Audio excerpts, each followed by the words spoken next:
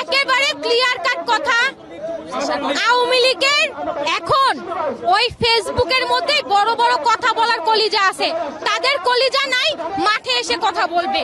তারা বিদেশে বসে এক একটা স্ট্যাটাস দেয়, এক একটা অর্ডার করে, আর এইখানে যারা কিশোর গ্যাং, যাদের কর্মসংস্থান নাই, যারা বেকার, যারা নেশাগ্রস্ত, হ্যাঁ, তারা শুধুমাত্র কিছু টাকার বিনিময়ে এসে এই ধরনের ঘটনা ঘটায়। তারা কিন্তু জানেও না যে কি করতেছে না করতেছে, ওই হিতাহিত জ্ঞান তাদের মধ্যে নাই।